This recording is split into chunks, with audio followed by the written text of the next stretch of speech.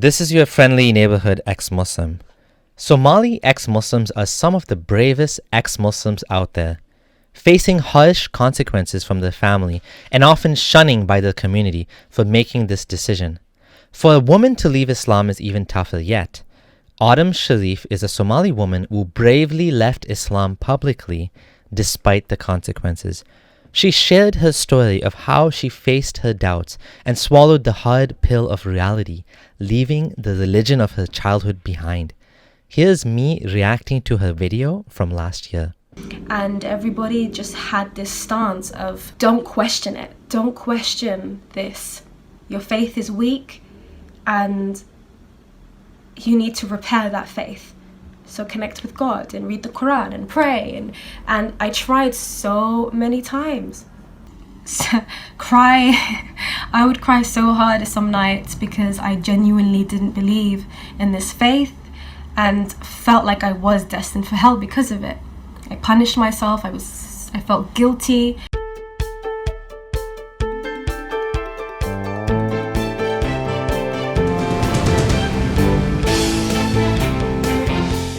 Now, Sherif is a singer and songwriter. She has some songs on here where she's singing different covers of different artists. She uploaded a video called I'm Somali and Not Muslim. So let's check it out. I know what you're thinking. She wants to leave Islam so that she can sin, so that she can become a famous singer and she can do all these things that are forbidden in Islam. Well, it didn't stop DJ Khaled. DJ Khaled is a Muslim and he's still a famous singer and he was able to do all of these things. So clearly there's more to it than just whether she wants to be famous or not. Obviously, this is a type of decision that can actually hurt one's career by potentially offending your fans and your business partners or other people in your life. This isn't an easy decision. This isn't something that someone takes lightheartedly. This is something that's difficult to do, and when someone does it, they're doing it fully knowing of the consequences. They're doing it with the full understanding that they are going to be upsetting people. They are going to be shunned for this decision. Yet she wanted to live authentically. She wanted to be herself. Let's see what she has to say. So, before I start, I just want to make a disclaimer that I respect everybody from every religion. Do you live your life the way you want to live it? And that's really my point here. I grew up in a Somali household, and I'm sure some of you might know if you're Somali yourself or if you come from a similar background. Somalia is considered to be 100% Muslim country, and the people are supposed to follow this faith. So, in my experience, Somalis are some of the most religious people I've met, and I'm not generalizing, but this is just my experience. They also tend to be Salafi, which is kind of more of the hardline interpretation in terms of religious rulings like no music, even though you do find that among non-Salafis as well. But this was my experience with Somalis. As she said, almost 100% Muslims. But nonetheless, I always questioned Islam since I was a little kid. I asked so many questions. I was always the one, that little child, who would ask my mum or my ma'alin, which is like the Islamic teacher. We would go to Islamic school during the weekends. And I would always ask why, things like if somebody is a good person and they don't belong to the Islamic faith, why should they deserve hell as a punishment for not adopting this ideology? Shouldn't it be more important in being a good person? And I just had so many questions, and I was seen as trouble. Everybody had to keep an extra eye on me. I remember having to then pretend that I wasn't curious and deny my comprehension. And so I did, because of course this is what I grew up around, and I really wanted so badly in my life to believe. I had my episodes when I was 15. I tried to take it very seriously because I want to make sense of this world and I want to understand why we're here. And so I doubted even my own beliefs, my instinctual beliefs, and tried my best to adopt Islam. And to be honest with you, I really felt like I had no choice anyway. It was very taboo. It was very it doesn't exist. In my eyes and in my experience, it didn't exist to have a Somali person not be a Muslim. So this is something that many Muslims have said in the past as well, that they just didn't know that you could actually be a Muslim and actually doubt Islam.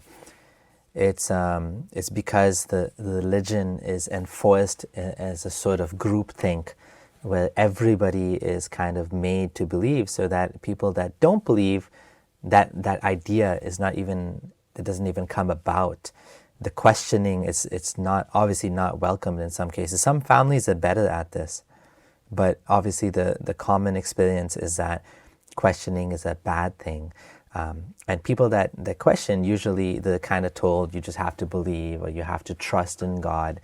And so Autumn was someone that had a very, curious mindset, someone that was looking for answers, trying to make sense out of things. She had doubts because things weren't adding up in her mind.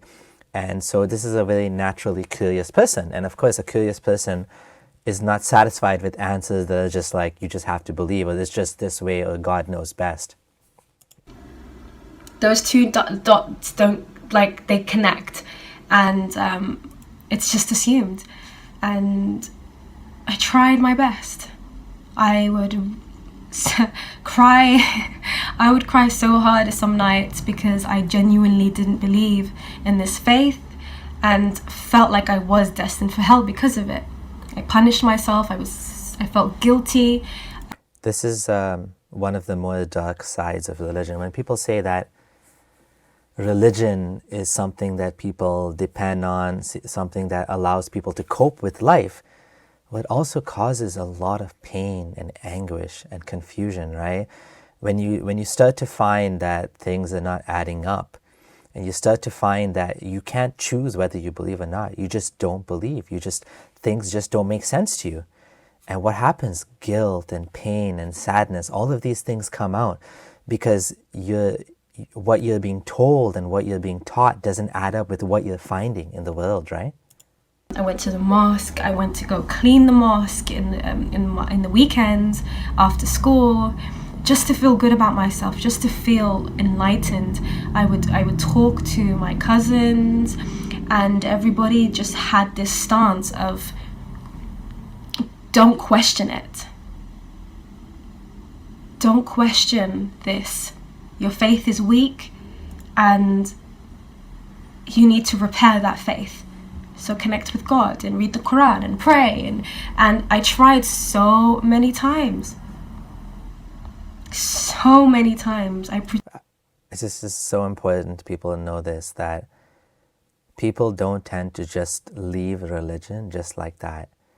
There's often a long period of trying to make sense of it, especially people that see the problems in religion, right? If you're not really practicing, or you don't really care about it, or it's not a big part of your family's or your culture where you're living, then you sometimes don't care because religion is there for Fridays or for Saturdays, right? You go to the mosque. But like when you're surrounded by religious people in a religious community, like you want to be part of it, you want to fit in, right? And you often try so hard to make sense out of it. Pretended for so long, and this is not to say that religion is wrong or Islam is wrong. I just don't believe that there is one ideology or one school of thought. Religion helps a lot of us to make sense of this world, and we love that routine and we love that guidance. In fact, I love guidance, but I seek it from elsewhere. I seek it from the experiences of others. I seek it from life. I seek it from experimenting and educating myself with every faith. So she's saying here, she's kind of trying not to be too aggressive and not being too harsh to people that are Muslim that are watching this. And, she's not saying your religion is garbage and I hate your religion, but she's saying that there's wisdom and, in all religions, right? And we can find good and bad pieces. Well, she said good in every way of life, right? And which is true. There is good that you can find in different religions and different worldviews. Once we're able to acknowledge that these are not from God and these are all human endeavors, we can pick and choose what makes sense and what's best for us, right? And what I find is best is secular humanism, is putting humanity first, right? To Christianity, to spirituality, spirituality that isn't attached to one thing, Judaism, you name it. I wanted that freedom to not follow something that didn't make sense to me and still doesn't. And that's okay. It should be okay. Why shouldn't it be okay?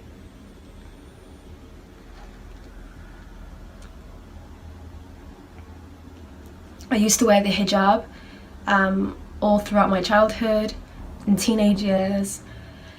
And one of the first acts of rebellion for me was to, and I say rebellion, but I truly believe that I'm not a rebellious person. I just wanted the option.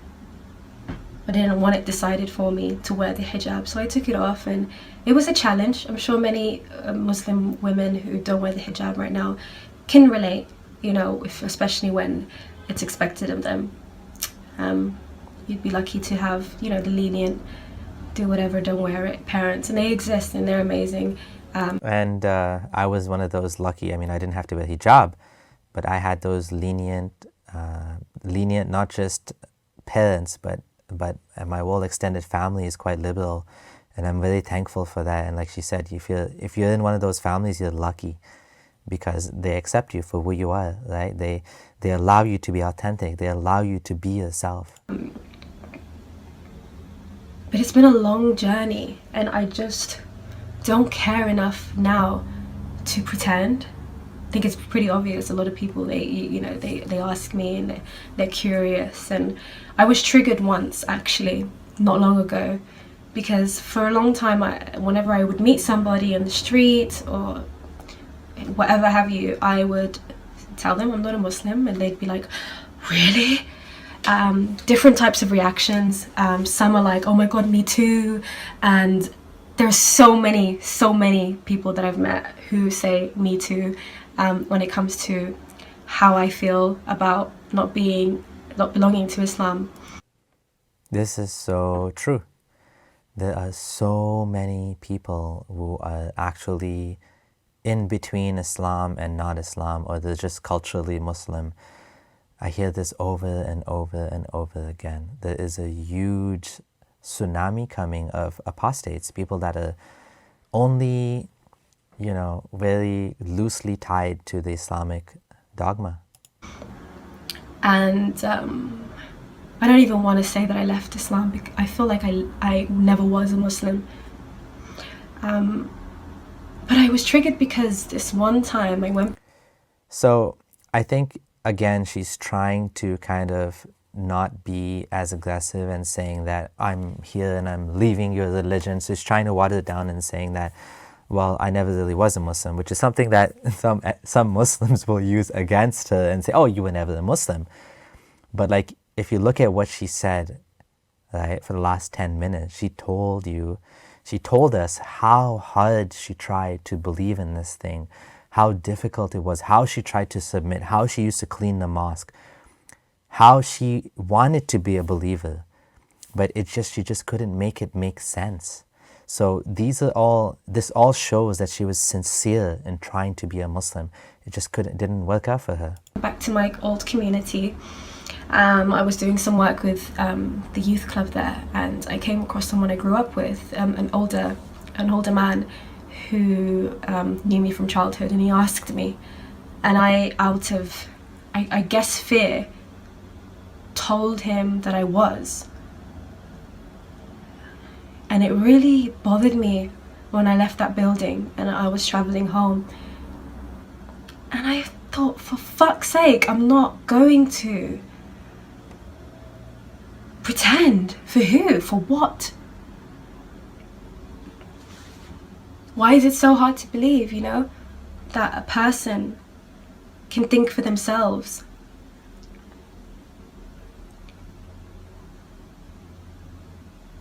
I did all my research, trust me. I read the Quran, the translation, I read the hadiths. I could never complete the whole thing just because there was so much that I felt was, I just didn't agree with personally. But I tried. I watched all the videos. I adopted I adopted Islam and embraced it in so many ways. But I came to terms with it. And till this day, there's hardly any person that I know that, you know, can say it out publicly. There's only one other person I know that has been very public, and everybody else is still like simmering like me. And and I just don't care to play in this anymore, and especially knowing that there are so many of us out there. We gotta break this chain of fear. We don't need to justify ourselves. It should be just a human right. It should just be normal. Before you assume what I am, ask me. Let's talk about it. I don't assume why you are. I would never dare ask somebody why they wear the hijab, why they follow religion. We can have a discussion about it. You know, sometimes it's nice to have a debate, and sometimes it's nice to just learn from each other and speak on our experiences. But I am a Somali woman, young woman, and I'm not a Muslim. Thanks for watching. What an incredible woman, and a brave step for her to take. Each person who takes this step makes it easier for others to do so. They can't silence all of us. Together, we are stronger. Check out her music on her YouTube channel, Autumn X, linked below. And if you're new here, consider subscribing to the channel. If you can afford to drop some change and support the channel's long-term growth, I would ever be grateful. Support details are below. Freeing someone from the shackles of Islam are better than 10 red camels. You can quote me on that hadith.